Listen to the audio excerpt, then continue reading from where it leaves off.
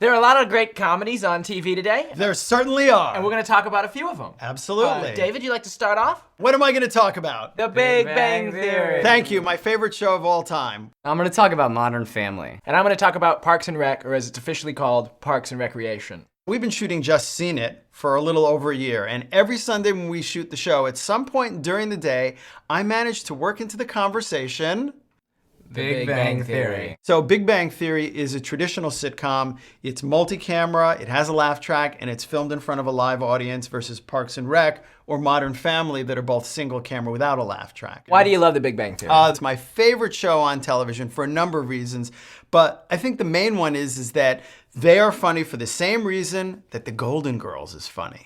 And you're wondering, where's David going with this? Where are you going with this? That's what he wondered. Just like old ladies can get away with saying and doing anything, so can nerds. All right, who's next?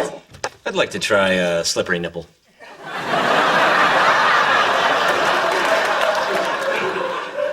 Okay, you're cut off. I also believe that this show translates really well into pop culture because everyone knows someone who's a nerd. Before The Big Bang Theory, there was this sort of pop culture nerd who would appear on shows sometimes, who would be into everything nerdy and was this stereotype caricature. And This is one of the first shows that's really split up the different kinds of nerds, and they're into completely different things sometimes. That's right, you have lots of different shading of nerd. So speaking of nerds, Sheldon Cooper, played by Jim Parsons, is the uber nerd in this show. And of course, he's supported by Leonard and Howard Wolowitz and Raj Koothrappali and Kaley Cuoco, who plays Penny, the girl across the hall. What's interesting is that originally the show was all guys and Penny. So what did the showrunners do? They brought in two nerd women to complement our fabulous nerd guys. Melissa Rauch as Bernadette, who ends up being Howard Wolowitz's girlfriend. And of course, the wonderful Mayim Bialik as Amy Farrah Fowler. And Sheldon Cooper and Amy Farrah Fowler make up the most socially awkward couple ever presented in the world of television. Sorry, we're late. I must take responsibility. I had to stop for feminine hygiene supplies. Okay. I believe she's experiencing her menses. So my defining moment for The Big Bang Theory is when Priya, Leonard's girlfriend, goes back to India. Leonard and Priya decide to have a long-distance relationship. Now, Howard Wolowitz, in order to facilitate that long-distance relationship, invents a virtual kissing machine. Try. I don't think so.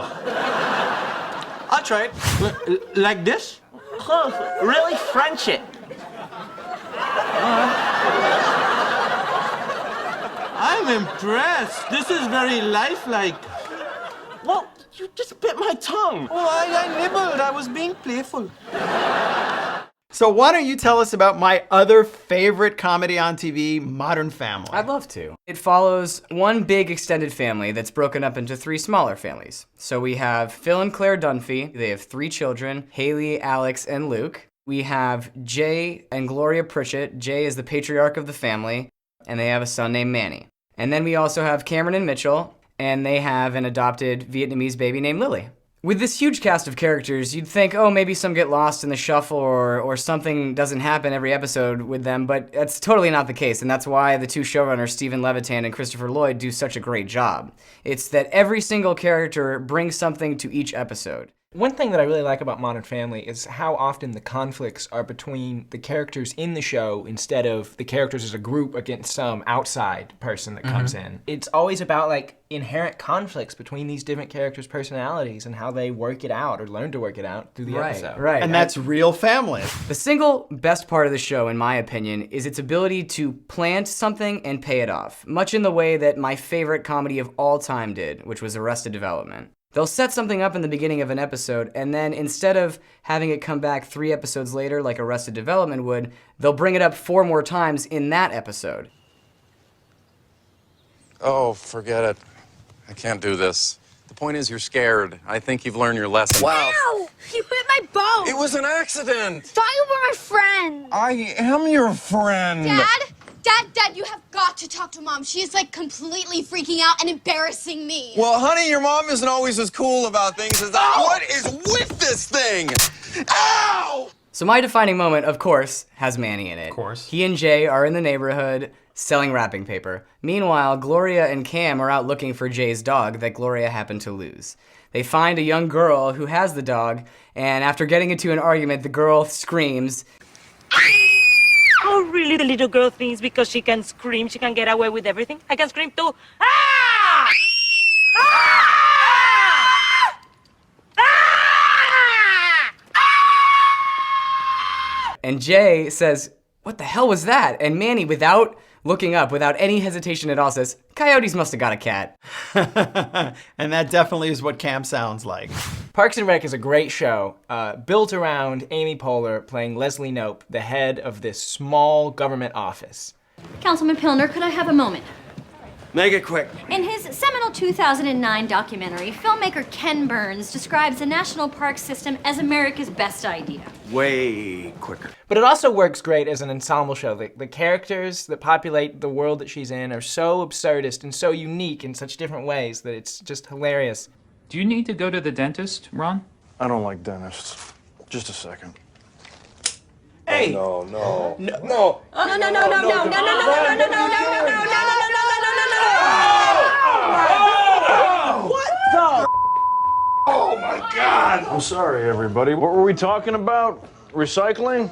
I think the show has just gotten better every year. They've gotten rid of some characters that weren't really working, and they've put together characters in different ways that make them work better. For example, Chris Pratt, who plays the hilariously stupid Andy, is now married to Aubrey Plaza, who is just deadpan for the entire show, and it's the most hilarious combination. In this season, there is a season-long storyline of Leslie running for city council.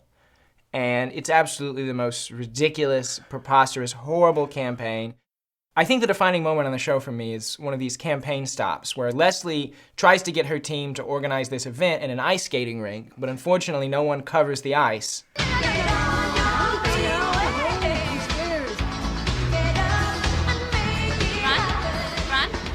There's no stairs.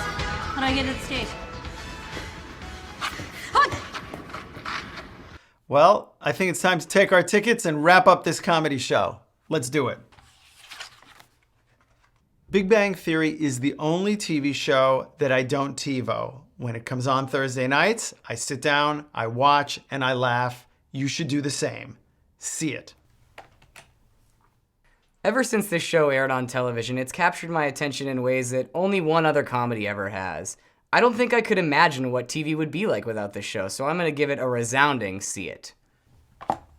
Parks and Recreation is a great show that keeps getting better. There are only 4 episodes left in this season, and it'll wrap up her election, so you should check it out and see what happens. See it. Gentlemen, get on your feet.